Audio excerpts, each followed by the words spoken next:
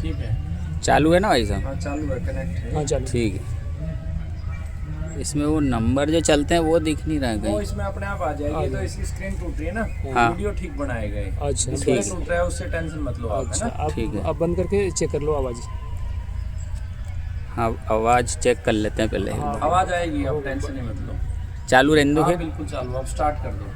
ठीक है, स्टार्ट है, ऑलरेडी स्टार्ट है ना, स्टार्ट। स्टार्ट। बोलो भारत माता की जय। धरती माता की जय, गौ माता की जय, नर्मदे माता की जय। आज का ये दिन बड़ा सौभाग्य का दिन है कि माँ नर्मदा के किनारे गो महाकुंभ का आयोजन हो रहा है। और हमारे गुरु राजीव दीक्षित जी, जिनको हम कभी मिल नहीं पाए। राजीव भाई का शरीर 2010 में शांत हो गया था और पहली बार राजीव भाई को हमने जब जियो की सिम लॉन्च हुई थी उस समय सुना था। तो जब तक राजीव भाई को नहीं सुना था तब तक हमारा जो जीवन है पूरा का पूरा पश्चिमी संस्कृति से पोषित था। पहले सुजुकी मोटरसाइकिल में जॉब करते थे, फिर होंडा में, जिस समय राजीव भाई को सुना उस समय होंडा में जॉब करते थे, आज भी होंडा में जॉब कर रहे हैं। राजीव भाई की वाणी जब पहली बार मेरे कानों में गिरी तो एक छोटी सी वीडियो किसी ने भेजी थी व्हाट्सएप के जरिए कि हम जनगण मन क्यों गाए। उसके बाद उस वाणी में इतना तेज था, इतनी रुचि हो गई कि लगभग 2 महीने तक, मतलब जो बहुत अर्जेंट चीज़ें उनको छोड़ के सिर्फ और सिर्फ राजीव भाई की ऑडियो वीडियो मैंने सुने, लगभग सारे ऑडियो वीडियो सुने। उसके बाद सर्च करना शुरू किया। मुझे उस समय ये पता भी नहीं था कि राजीव भाई जिंदा हैं, कहाँ हैं। मेरे मस्तिष्क में तो यही थे कहीं ना कहीं होंगे। तो सर्च करना शुरू किया, बहुत सारी जगह तलाश करी, फिर पता चला कि राजीव भाई का शरीर अब इस संसार में है नहीं, दुर्भाग्यपूर्ण वो इस संसार से चले गए।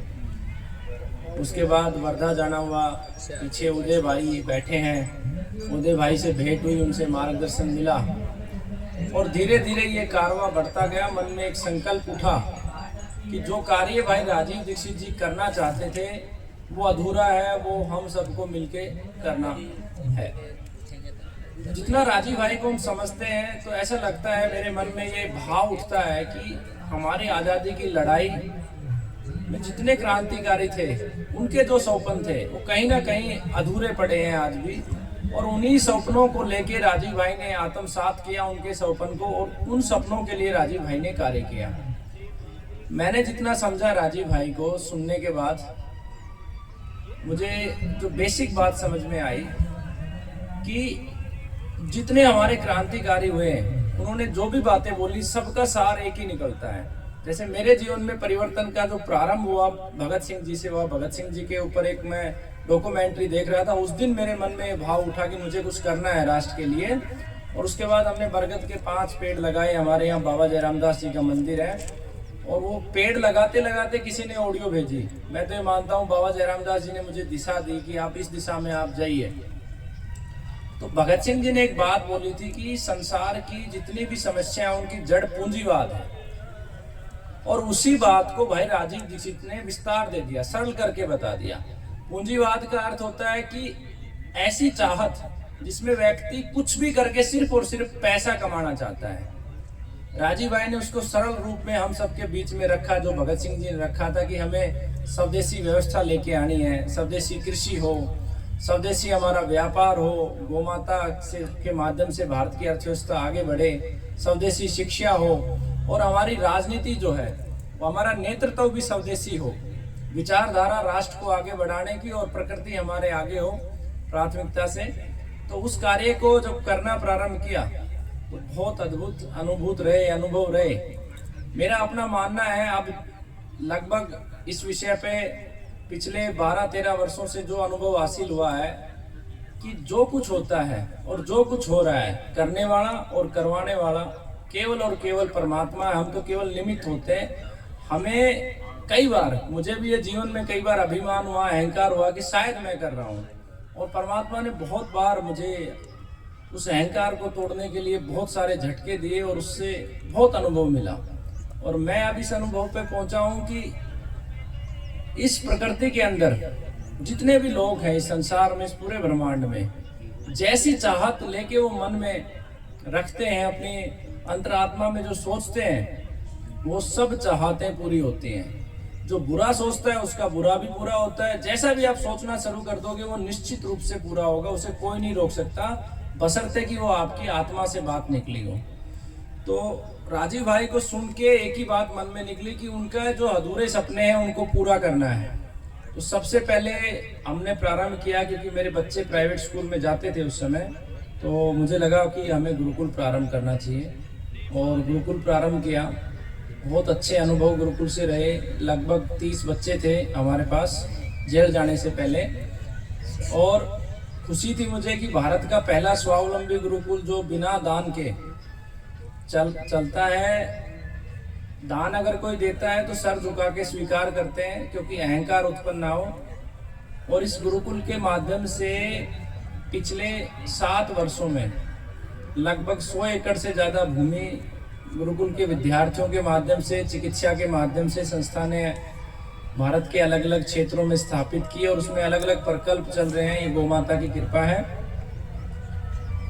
सबसे पहले जब हमने गुरुकुल शिक्षा पे कार्य किया तो चिकित्सा व्यवस्था से पहले हमारी रुचि कृषि पे थी, और आज भी सबसे ज्यादा कृषि पे है। और कृषि पे जब हमने कार्य किया, मूल कार्य हमें कृषि पे ही करना है, तभी हम आरोग्य दे सकते हैं। और कृषि में भी बहुत अच्छे अच्छे अनुभव रहे। 17-18 प्रकार के प्राकृतिक खाद तैयार करे, जिनसे 9.5 फीट तक का पालक का पौधा पैदा हुआ। एक लौकी की जो बेल है उससे 6 क्विंटल से ज्यादा लौकी उत्पादन हुआ। तोरू का उत्पादन लगभग 316 से ज़्यादा 3-3 फीट लंबी तोरू का उत्पादन रहा।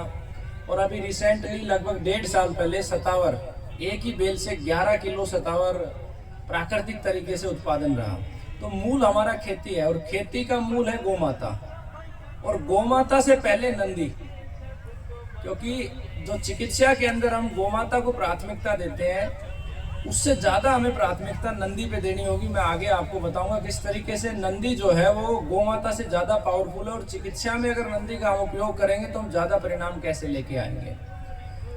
खैर, जब कृषि से और गुरुकुल से प्रारंभ हुआ, धीरे धीरे परिस्थितियों ने ऐसा जन्म लिया कि मैं ना तो विज्ञान का विद्यार्थी हूँ, कॉमर्स का विद्यार्थी रहा हूँ। परिवार में बहुत लोग बीमार हुए, उनकी बीमारी को लेके आसपास में जितने भी अपने आयुर्वेद के डॉक्टर रहे, सबसे परिचय किया, सबसे ट्रीटमेंट करवाया। होम्योपैथी, एलोपैथी को छोड़ के सब दिया, लेकिन नहीं परिणाम मिले। फिर धीरे धीरे समझ में आने लगा कि हमारी चिकित्सा व्यवस्था में, खास करके आप लोगों को बुरा लगेगा, जितनी ज़्यादा झूठ और लूट आयुर्वेद में है, इतना झूठ और लूट एलोपैथी में नहीं है। क्योंकि एलोपैथी में खुला है और आयुर्वेद बिल्कुल ढका पड़ा है।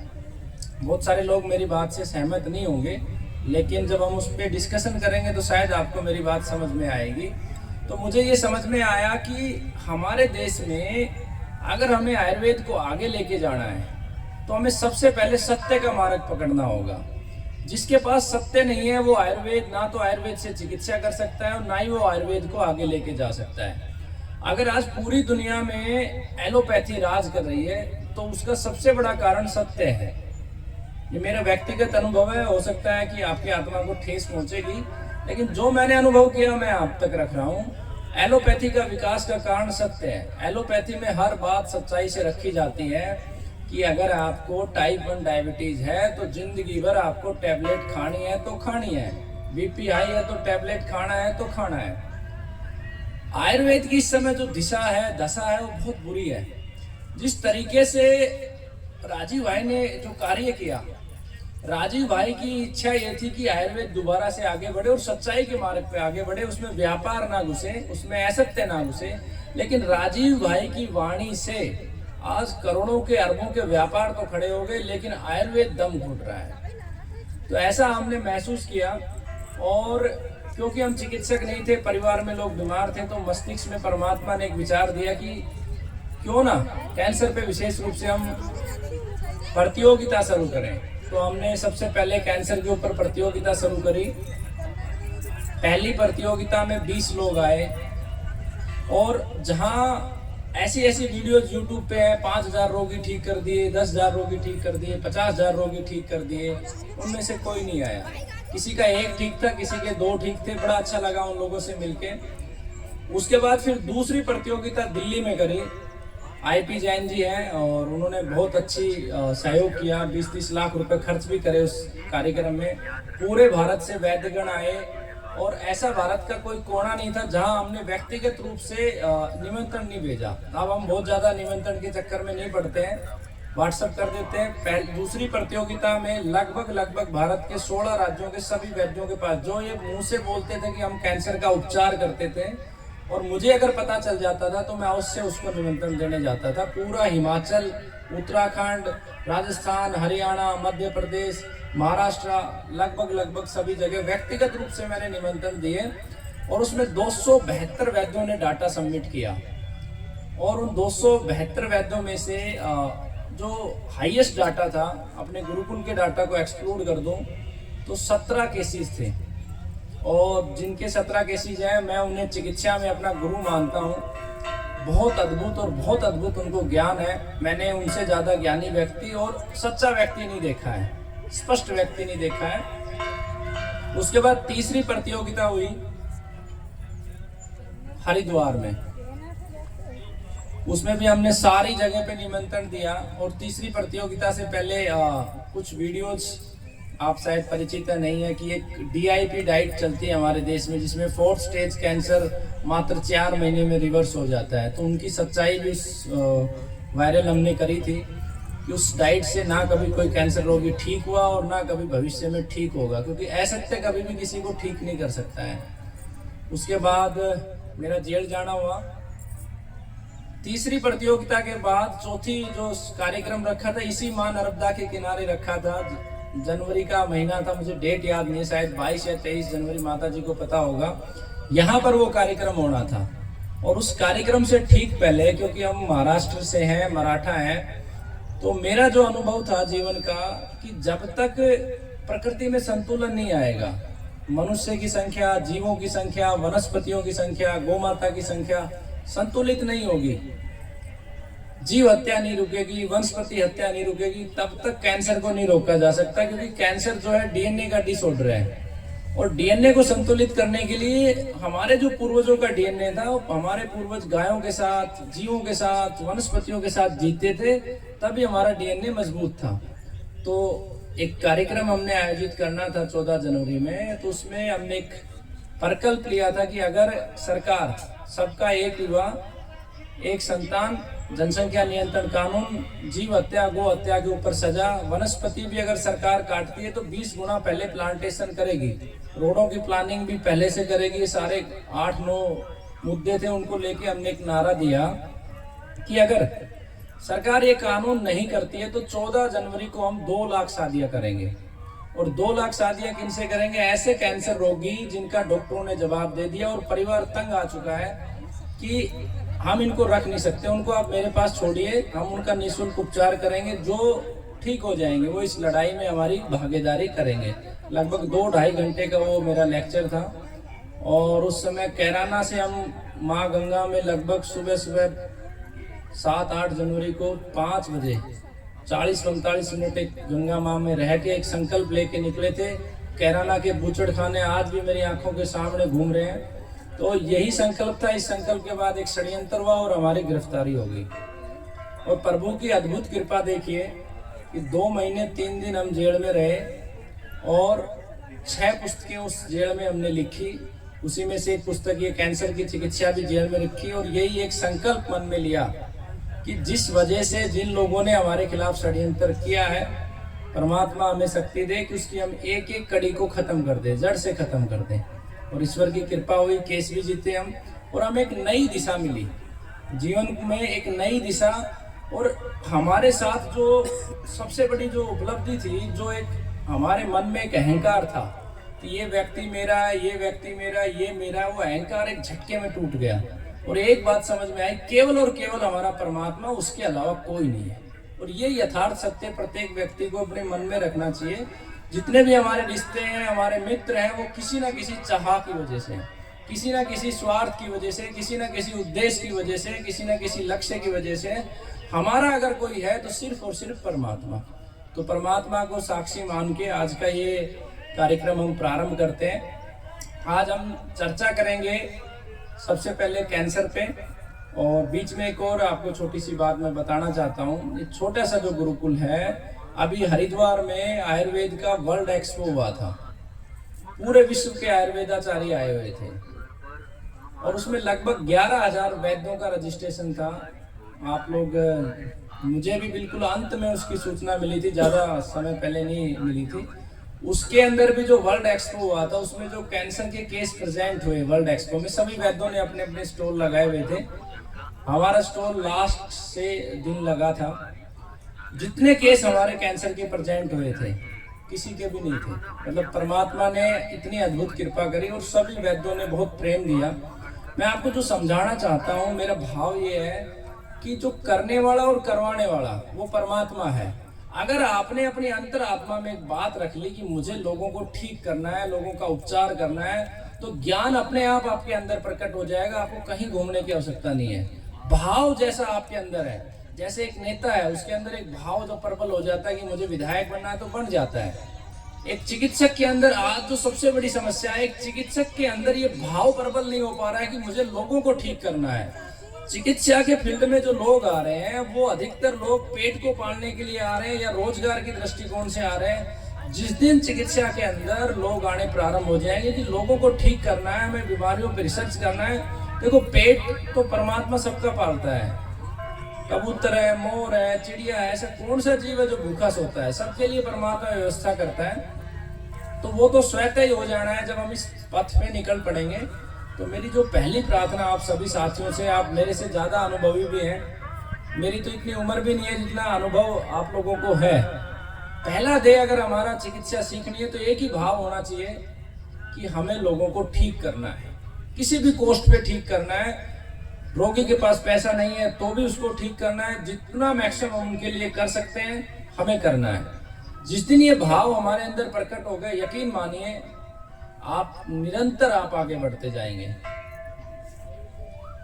ऐसे ऐसे केसेस, अभी 3 दिन पहले हरिद्वार में अयोध्या से एक भाई है, उसकी माताजी 82 साल उसकी उम्र, और कोमा में चली गई थी। मुझे भी नहीं पता था कि मतलब इतना क्रिटिकल केस है, और दोनों किडनियां फेल, क्रेटिनाइन 10, डायलिसिस चल रहा है, कोमा में लगातार 3 महीने पेशेंट। और वो गुरुकुल आता है, ब्लड कैंसर साथ में, और लगभग 11 महीने के बाद उसकी सारी रिपोर्टें सामान्य है। 82 साल की उम्र में सारा घर का काम कर रही है, खाना बना रही है, सब कुछ।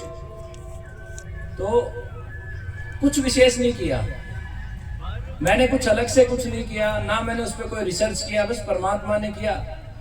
ऐसे ऐसे केसेज में मतलब कभी कल्पना नहीं कर सकता कि ठीक हो गए। मतलब मेरे चिकित्सक बनने की कहानी बड़ी अद्भुत है। मेरे यहाँ पे एक चिकित्सक मैंने रखा हुआ था गुरुकुल में, जो चिकित्सा करता था।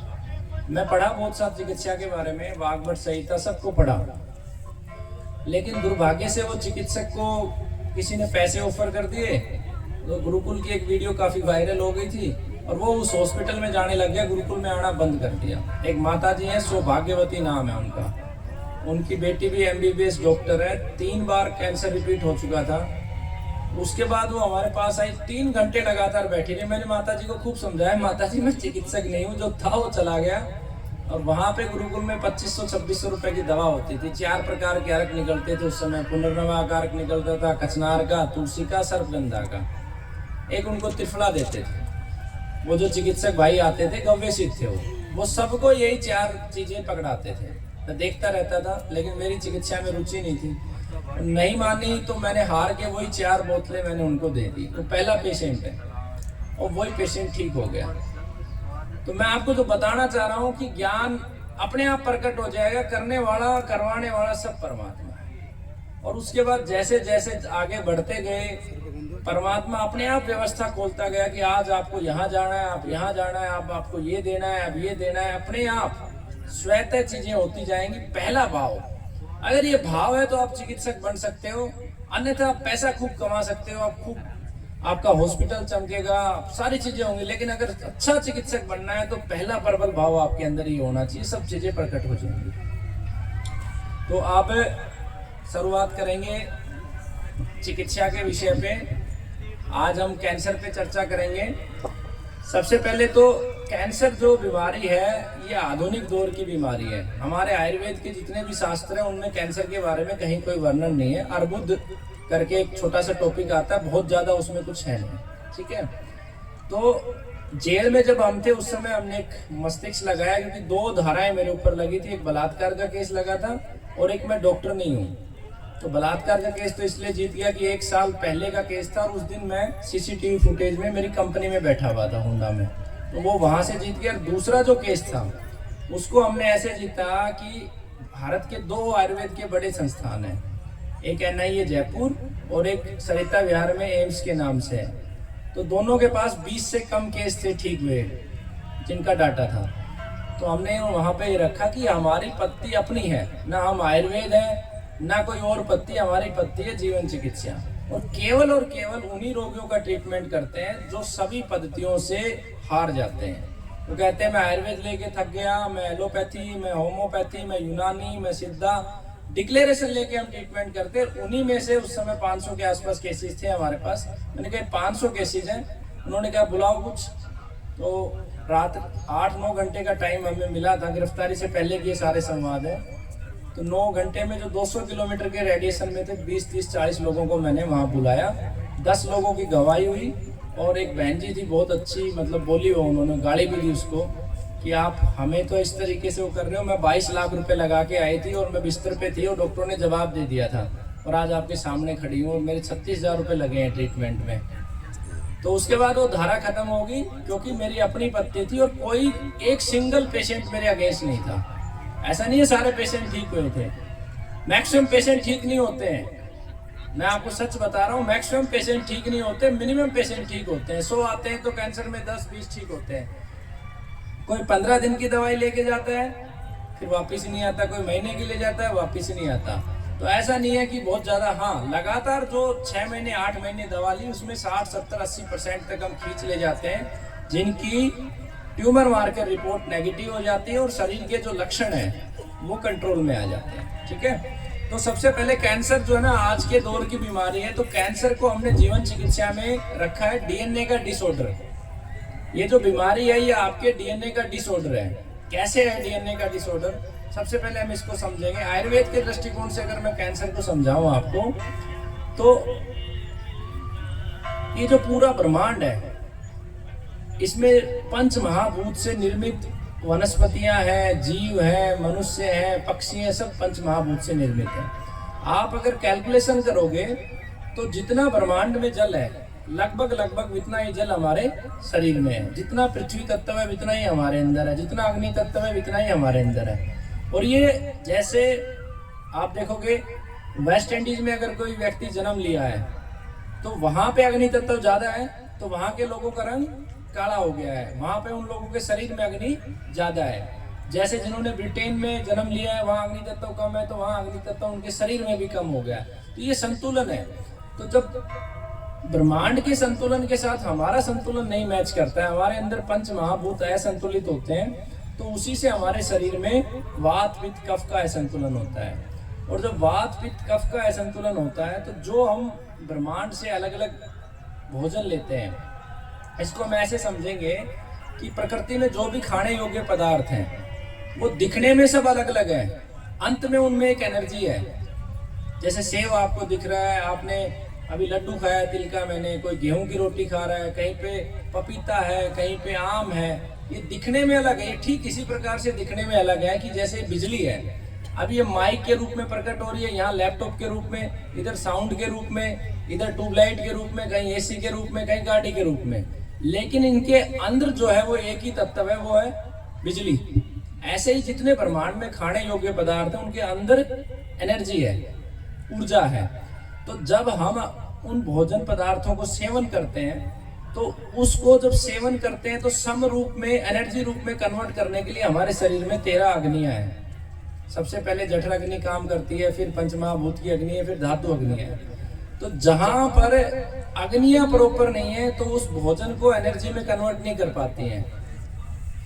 होना ये चाहिए कि जो हमने भोजन किया उसमें सार और किट 2 भागों में भोजन का डिवीजन होना चाहिए। जिसकी एनर्जी अच्छी नहीं है, जिसकी अग्नि अच्छी नहीं है, अग्नि अच्छी नहीं होगी तो सार किट के साथ आम बन जाएगा। और जैसे ही आम बनेगा तो हमारे जो भी चीज अगर हमारे शरीर के अंदर तो उसे कहीं ना कहीं जाना है। जैसे मल है तो मल द्वार से उसे बाहर जाना है, और अगर सार है तो उसे अगले रूप में रस बनना है, फिर रक्त बनना है, फिर मांस बनना है, मेद बनना है, अस्थि बनना है, मज्जा बनना है, और शुक्र बनना है, फिर ओज बनना है। आम को कोई रास्ता नहीं मिल पाता कि उसे कहाँ जाना है, क्या बने हो, क्योंकि प्रकृति ने तो आम के लिए कोई जगह छोड़ी नहीं है। आपने अपनी अग्नि को डिस्टर्ब कर लिया, आपने अपने भोजन में असंतुलन करना है, या तो आपने गलत खाया या आपकी अग्नि डिस्टर्ब है, तो आम को रास्ता नहीं मिलता। तो आम मूवमेंट करना शुरू करता है। मूवमेंट कहाँ करता है? जहां हमारे शरीर में 14 स्रोतस है, वो स्रोतस में मूवमेंट करना शुरू करता है। वो जहां भी रुकावट करता है वहीं से बीमारियों का स्टार्ट होता है। लगभग सारी बीमारियां आम की वजह से पैदा होती हैं। तो सबसे पहले गठिया बनना शुरू हो जाता है पेशेंटों को। कुछ लोगों को रुकावट बन के जो जिस कोशिका में जिस ऑर्गन के अंदर रुकावट होती है वहां से उसका डीएनए का डिसऑर्डर होना शुरू होता है। तो जो हमारे कोशिका का डिवीजन है, उसका जो पैटर्न है, वहां से वो पैटर्न चेंज हो जाता है। जिस तरीके से उनको डिवीजन होना होता है उससे विपरीत डिवीजन होता है, और वो ट्यूमर का आकार ले लेते हैं। इसी को हम कैंसर भी कह सकते हैं, डीएनए का डिसऑर्डर भी कह सकते हैं। जैसे उदाहरण के लिए मांसाहार कैंसर का कारण भी है और नहीं भी है। जैसे जो लोग आदिवासी हैं, जंगलों में रह रहे हैं, जिनकी 10 पीढ़ियां मांसाहार कर रही हैं, अगर उनके बच्चे आगे मांसाहार करते हैं तो उनको कैंसर नहीं होगा, क्योंकि उनके डीएनए में मांसाहार है। और कोई एक ऐसा सात्विक परिवार है जिसकी पिछली 10 पीढ़ियों ने मांसाहार नहीं किया और उसने मांस खाना शुरू किया, तो जैसे उसकी वो जो मांस का सेवन करेगा उसके शरीर में जब जाएगा तो जो पाचन की प्रक्रिया है, उस प्रक्रिया की जो कोशिकाएं हैं, वो कोशिकाएं उसको रीड नहीं कर पाएंगी, इसको मैं कैसे पचाऊं। और जैसे ही वो रीड नहीं कर पाएंगी तो जो आपका डीएनए है, जो आपकी कोशिका है, उसके अंदर एक मेमोरी होती है, वो मेमोरी चली जाएगी और वही वहां पे कैंसर को कन्वर्ट कर देगी। जैसे इसी तरीके से टूथपेस्ट है, हमारे पूर्वजों ने कभी टूथपेस्ट नहीं किया, तो हमारे मुंह की कोशिकाएं टूथपेस्ट को नहीं समझ पाती हैं। जिन लोगों का इम्यून सिस्टम अच्छा है उसके विष को निकालता रहता है, जिनका अच्छा नहीं है वो उसको लपेटे में ले लेती है। और इसके एग्जाम्पल तो जैसे आपने दांत उड़वाया, तो दांत उड़वाएंगे तो एक जख्म बन गया, इरिटेशन होना शुरू हो गया। मुंह की जो कोशिका है उसने उस प्रकार का वातावरण कभी देखा नहीं है कि इस तरीके से जख्म होगा, इरिटेशन होगी। तो जहाँ पे इम्यून सिस्टम अच्छा है उसको हील कर लेता है, जहाँ हील नहीं कर पाता वहीं लंबे समय तक जख्म रह के उस एरिया की कोशिकाओं का डीएनए डिसऑर्डर हो जाएगा, यानी कि उस एरिया की कोशिकाओं की मेमोरी चली जाएगी। मेमोरी का अर्थ है कि डिवीजन, जैसे जिस स्पीड से उस कोशिका को बढ़ना चाहिए उससे कई तेजी से वो बढ़ना शुरू हो जाएगी और वहीं पे वो कैंसर बन जाएगा। तो इस प्रकार से मैंने कैंसर को समझा है। हो सकता है मैं गलत हूँ और हो सकता है मैं सही हूँ। अब हमें करना क्या है? हमें ये तो समझ में आ गया कि भाई कैंसर इस तरीके से बन रहा है, अब कैंसर को ट्रीट कैसे करना है। देखिए, कैंसर के पेशेंट के साथ सबसे बड़ी समस्या ये होती है कि उसका मनोबल खत्म हो जाता है। सबसे पहला जो कार्य है कि उसका मनोबल आप होना चाहिए। जब तक उसको ये विश्वास नहीं हो जाएगा कि जिससे मैं चिकित्सा ले रहा हूँ ये मुझे ठीक कर देगा, जब तक वो ठीक नहीं होना, आप कितनी भी ताकत लगा लो, कितने भी आप उसको औषधियाँ दे दो। तो पहले स्टेप में हमें पेशेंट के विश्वास को अर्जित करना है। अब अर्जित कैसे करेंगे? अर्जित ऐसे करेंगे कि आपसे जो ठीक हुआ पेशेंट है, जब वो उसे बताएगा कि हाँ मैं ठीक हुआ हूँ, तो पहला स्टेप आपका पूरा हो जाएगा। इसके बाद हमें उसके जीवन से वो सारी चीज़ें हटा देनी है जिसकी वजह से कैंसर होता है। अब जैसे एक पेशेंट गुटखा खा रहा है, उसके गुटखा खाने से कैंसर हुआ, तो हमें खाली गुटखा नहीं हटाना है। आपके अनुभव में और भी जितनी भी चीज़ें हैं जिनकी वजह से कैंसर बन रहा है, भले वो यूरिया डीएपी का खाना हो, जर्सी का दूध हो, ऐसे 38 कारण है। मैं ये बुक आपको व्हाट्सएप कर दूंगा, ग्रुप में डाल दूंगा। जो मेरे अनुभव में अब तक 38 कारण आए वो सारे आपको हटाने हैं। अब इसमें सबसे ज़्यादा मेजर है कि गलत खान पान, जो यूरिया डीएपी का खाना है वो हमें हटाना है, मांसाहार को हटाना है, शराब को हटाना है, नशे की चीज़ें सारी हटानी है, कोल्ड ड्रिंक्स हटाना है, नकली दूध, जर्सी गाय का जो दूध है, मिलावटी दूध है, पॉलीथीन का दूध है, उसे हटाना है, पैकेट वाले आटे को हटाना है। क्योंकि जो पैकेट का आटा किसी भी कंपनी का आ रहा है वो सब कैंसर बांट रहा है। चाहे आशीर्वाद हो या पतंजलि हो, कितनी भी कंपनियां हो, वो सब की सब आपको जहर बांट रही हैं। कैसे बांट रही हैं? आप एक आटा पीसो, आटा पीस के रख दो, 1 महीने में अपने आप कीड़े पड़ जाएंगे, मैक्सिमम 1.5 से 2 महीने। अभी जब कंपनियां पैक करके देती है 6-6 महीने, इसमें कीड़े क्यों नहीं पड़ते? क्योंकि इसके अंदर प्रिजर्वेटिव डाला जाता है। आप जो लोग गुरुकुल से जुड़े हैं, जब भी गुरुकुल की दवा 2-2.5 महीने पुरानी हो जाती है, स्वतः उसमें कीड़े पड़ जाते हैं। खास करके जो पाउडर हैं बनते हैं बादाम वगैरह से, सब में कीड़े हो जाते हैं। तो ऐसे ही आटे के अंदर जो केमिकल डाला जाता है वो सीधा सीधा कैंसर पैदा करता है। अब जितने पेस्ट हैं, जिसके अंदर भी झाग है उसमें SRL है, और SRL कैंसर को पैदा करता है। भले वो स्वदेशी कंपनी हो या विदेशी कंपनी, इस बात से कोई फर्क नहीं पड़ता। जहाँ पे SRL है वहाँ कैंसर है, ठीक है। उसके बाद आपका नमक है, और इस समय नमक सबसे ज्यादा कैंसर को बांट रहा है। देखिए समुद्र के अंदर आधुनिक जितने रिसर्च है, समुद्र के पानी के अंदर माइक्रो लेवल पे प्लास्टिक घुस चुका है। तो समुद्री जो नमक है, जब वो नमक तैयार हो रहा है तो सबसे पहले उसके अंदर प्लास्टिक आ जाता है, बाय डिफॉल्ट आ जाता है। फिर उसके बाद समुद्र की जितनी गंदगी है वो भी नमक में प्रभाव डालती है, और फिर इन दोनों से खतरनाक हो जाता है, नमक पानी से बनता है और स्वतः वो पानी छोड़ता है। तो जो कंपनियां नमक को पैक करती हैं तो उसमें केमिकल प्रयोग करती है जिससे कि उसमें पानी ना छूटे। वही केमिकल जो सीमेंट के अंदर नमी को रोकने के लिए डाला जाता है, वो केमिकल नमक में डाल दिया जाता है। तो वो बहुत बड़ा कारण है बीमारियों का। आप देखोगे आज फैशन के नाम पर इतने सारे आइटम चल रहे हैं जो कैंसर बांट रहे हैं। खास करके हमारी जो माताएं बहनें नेल पेंट लगाती हैं। अब ये नेल पेंट इतना खतरनाक है कि आटा गूंथना होता है हाथ से, मशीन से आटा गूंथता नहीं है। अब जैसे जैसे आटा गूंथेंगी वैसे वैसे धीरा धीरा, अब कहेंगे ऐसे नेल पेंट नहीं उतरेगा, वो चला कहाँ जाता है? वो धीरे धीरे नेल पेंट जो है आटे में मिलता है और वो बीमारियां पैदा करता है। इसी प्रकार से लिपस्टिक है, इसके अंदर निकल मरकरी प्रचुर मात्रा में आ रही है। फैशन के जितने आइटम है इनको हमें धीरे धीरे पेशेंट से रिमूव करवा देना है। इसके बाद जो हाइब्रिड सीड्स हैं और जो GM सीड्स हैं, इनका जो भोजन हमारे शरीर के लिए उपयुक्त इसलिए नहीं है क्योंकि हमारे DNA का हिस्सा नहीं है। हमने कभी GM भोजन किया नहीं है, ना हमारे पूर्वजों ने किया, तो उसको पेशेंट की लाइफ से हटाना है। विरुद्ध आहार हटा देना है, दिनचर्या अच्छी कर देनी है, मौसम के अनुसार दिनचर्या कर देनी है, ऋतु के अनुसार दिनचर्या कर देनी है। ये सारी चीजें जब आप कर लेंगे तो आप पाएंगे कि आपका 50% काम हो गया। हालांकि ये काम बहुत मुश्किल है। आप 100 लोगों को जब बोलोगे तो उसमें से 5 ही लोग इतना करेंगे, खाली आपकी दवा लेकर चले जाएंगे। बर्तन आपको चेंज करने हैं, प्लास्टिक के बर्तन, एल्यूमिनियम के बर्तन, ये सारे आपको हटा देने हैं, ठीक है। तो जहाँ तक हम पहुँच जाते हैं, अगर हम पेशेंट मान जाता है ये सारे परिवर्तन कर लेता है तो काफ़ी हद तक हमारा काम हो जाता है। अब इसमें खास करके ब्रेन कैंसर के रोगी का मोबाइल बिल्कुल बंद कर देना है, क्योंकि दिन भर नेटवर्क जो हाई रेडिएशन चलती हैं 4G 5G, ये बहुत खतरनाक है हमारे लिए। जैसे फ्रिज का खाना है, एक ही तेल को बार बार गर्म करना, ये सारी चीज़ें हमें हटा देनी है। मसाले साबुत कर देने हैं, घर पे पीसने हैं मसाले जितने भी हैं। फलों में हमें उन फलों का सेवन करवाना है जो सीजनेबल है और जिनमें केमिकल कम से कम है। खास करके जैसे केला है, केला पपीता दोनों केमिकल से पक रहे हैं, तो या तो केला उसको कच्चा सब्जी बना के ले, सूप बना के ले, ऐसे ही पपीता। तो यहाँ हमें ये चेंज करना है। इतना करने के बाद फिर हमें पेशेंट की रिपोर्ट को पकड़ना है। हम पेशेंट की रिपोर्ट में क्या देख सकते हैं? पेशेंट की रिपोर्ट में 2 चीज़ें होती है, कैंसरस है, नॉन कैंसरस है। अब रिपोर्ट का भी बड़ा खेल है। अब पेशेंट आता है, सबसे पहले उसको शरीर में कोई प्रॉब्लम होती है, उसका अल्ट्रासाउंड करेंगे, फिर CT स्कैन करेंगे, उसके बाद PET स्कैन करेंगे, फिर बायोप्सी करेंगे। तो CT स्कैन PET स्कैन में ही ये पता चल जाता है कि जो ट्यूमर है वो बिनाइन है, नॉन बिनाइन है, कैंसरस है, नॉन कैंसरस है। तो बायोप्सी की हमें आवश्यकता नहीं होती है अगर खाली हमें अपना ट्रीटमेंट करना है तो। और अगर उसको साथ में एलोपैथी लेनी है तो बायोप्सी करेंगे ही करेंगे, क्योंकि उनका प्रोटोकॉल होता है। बायोप्सी के अंदर सेल का टाइप पता चलता है, सेल कार्सिनोमा है, कौन सा सेल है, रीनल सेल है, तो उसकी रिक्वायरमेंट हमारी पत्ती में हमें नहीं होती है। हमें सिर्फ इतना रिक्वायरमेंट होती है कि पेशेंट के किस ऑर्गन में ट्यूमर है।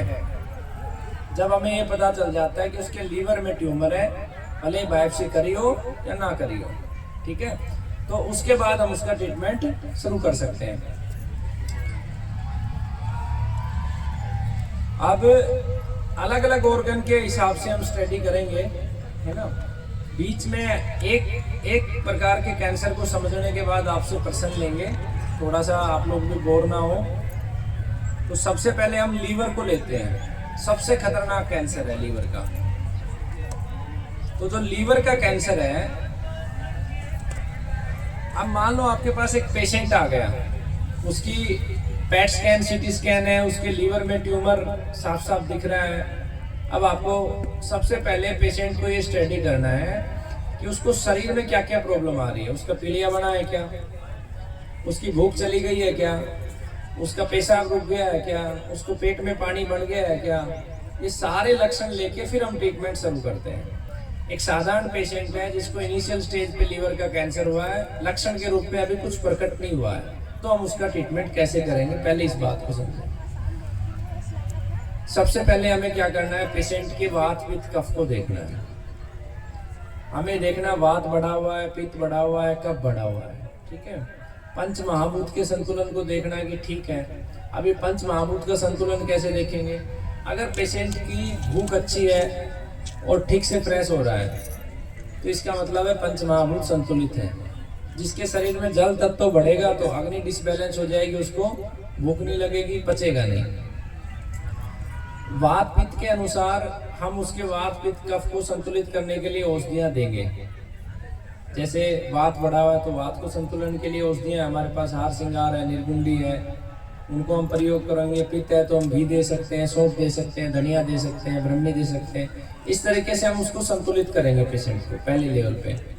ये कॉमन है, हर क्षेत्र की अलग अलग जड़ी बूटियां, उसके अनुसार आप संतुलित कर सकते हैं। उसके बाद पेशेंट की हम अग्नियों को देखेंगे कि उसको भूख ठीक से लग रही है, नहीं लग रही है। अगर उसके आम बढ़ रहा है तो हम उसकी अग्नि को बढ़ाएंगे। अग्नि को बढ़ाने के लिए सबसे अच्छा होता है हमारी सब्जी। अभी आपने देखा होगा कि हमारे पूर्वजों ने सब्जी का आविष्कार क्यों किया। रोटी के साथ जो सब्जी खाने का कंसेप्ट है, ये सीधा सीधा हमारी 13 अग्नियों को संतुलित करने के लिए ये कंसेप्ट लेके आए। इसीलिए जो सब्जी तेल में चुकी जाती है, क्योंकि तेल अग्नि को प्रज्वलित करता है। सब्जी में जितने मसाले डलते हैं, लौंग है, नमक है, काली मिर्च है, हींग है, तेज पत्ता है, दालचीनी है, कड़ी पत्ता है, ये सब मिलके शरीर में अग्नि प्रज्वलित करते हैं। तो अग्नि मंद है तो थोड़ा हींग की मात्रा बढ़ा सकते हैं, ठीक है। भूख कम है तो अमल रस को बढ़ा सकते हैं। उसकी अग्नि को हम संतुलित करेंगे और भोजन को सुपाच्य कर देंगे। पीछे जो आम बढ़ गया वो तो बढ़ गया, लेकिन आगे वो जितना खाए जितना पच जाए, आगे आम ना बढ़े। तो ऐसा करके हमने उसकी बीमारी की प्रोग्रेस को रोक दिया, ठीक है। अब अग्नि के लिए बहुत सारी औषधियाँ आती हैं। आप हिंगवाष्टक चूर्ण भी प्रयोग कर सकते हो, महासंफटी भी यूज कर सकते हो अगर आयुर्वेद की देखे जाए। और अगर घरेलू देखा जाए तो हींग बहुत अच्छा है, सौंठ बहुत अच्छी है, ठीक है, पीपली बहुत अच्छी है, काली मिर्च बहुत अच्छी है, उससे संतुलित हो जाएगा।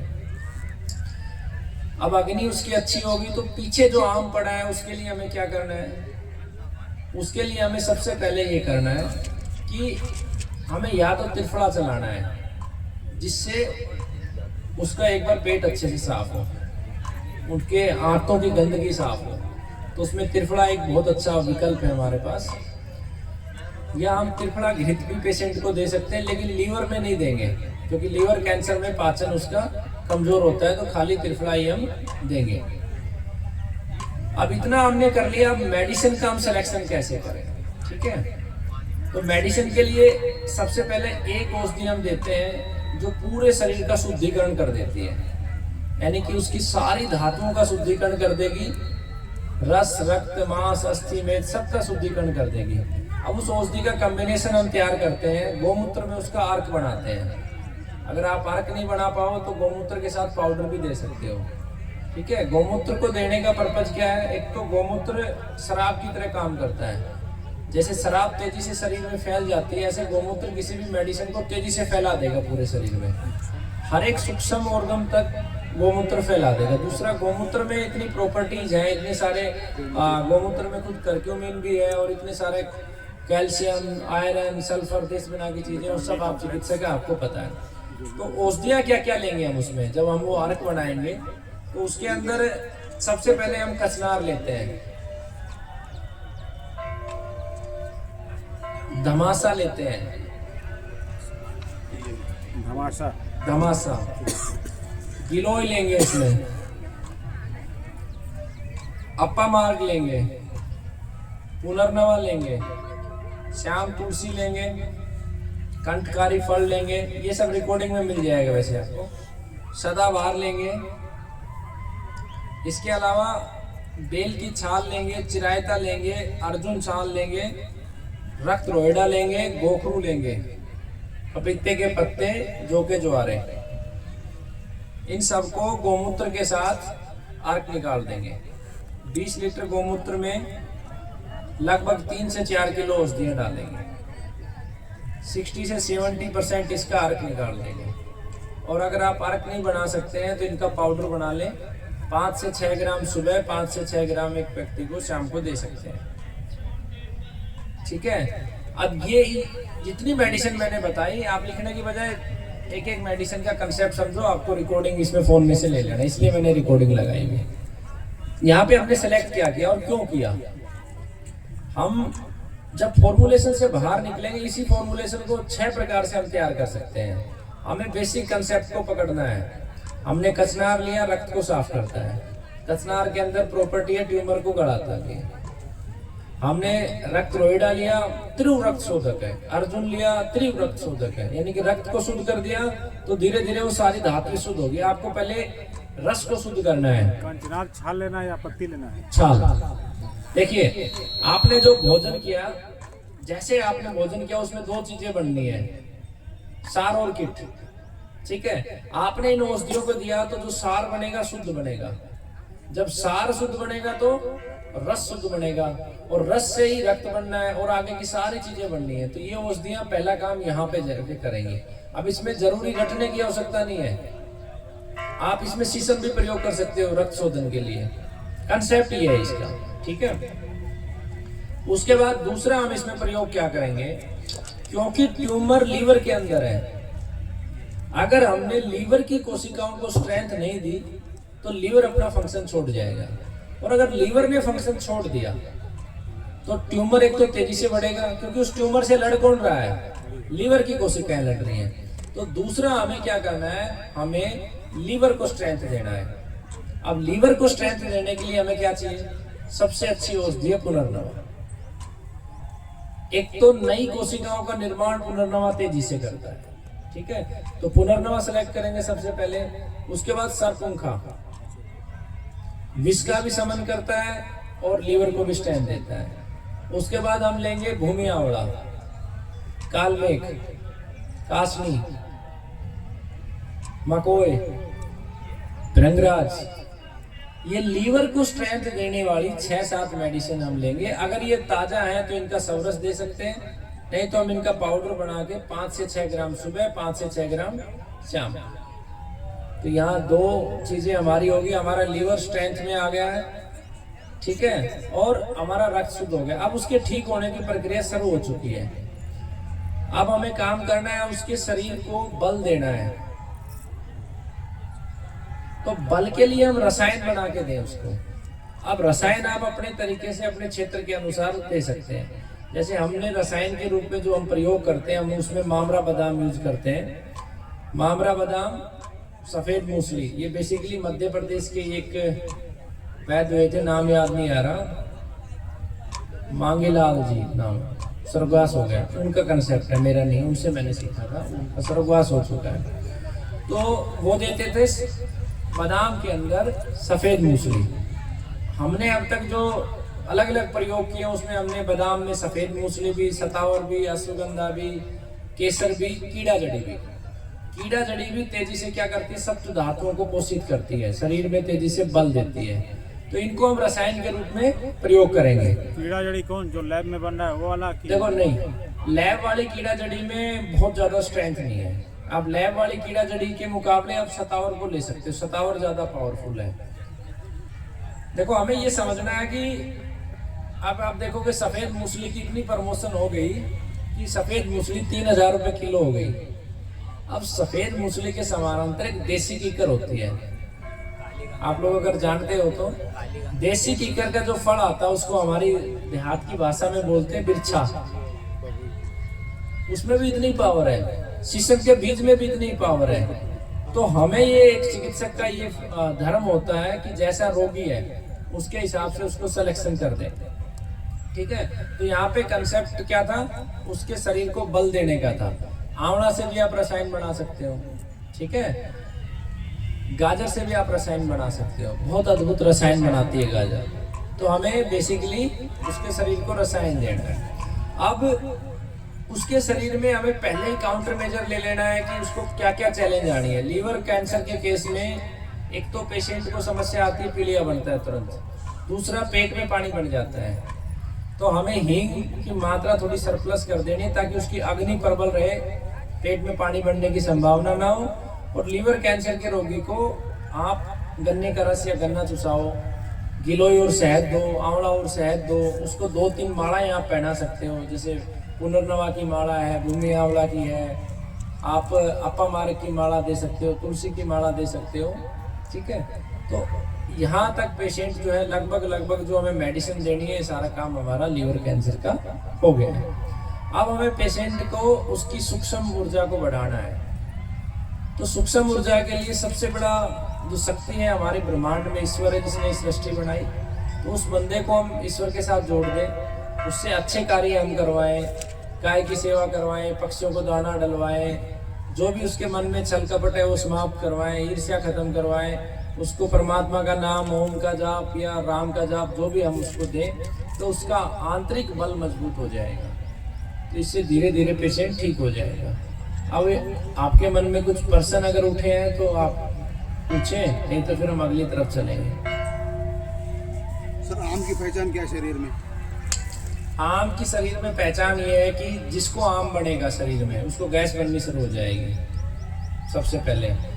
फिर वो जब आम बढ़ता आगे चला जाएगा तो उसका पाचन बिल्कुल खराब होना शुरू हो जाएगा, और आगे बढ़ेगा तो उसको गठिया, जोड़ों में पेन शुरू हो जाएगा, उसके चेहरे की चमक जानी शुरू हो जाएगी, क्योंकि उसकी धातुएं प्रबल नहीं होंगी।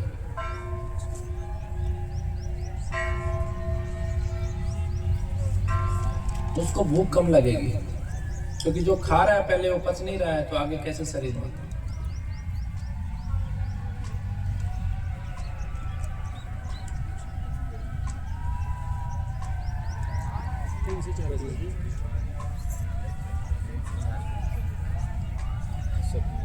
उसका 60%, 40 से 60% अर्थ बनाना, बाकी ठीक है, मतलब उसको इसको बंद कर देना, ये स्पेस खा जाएगा।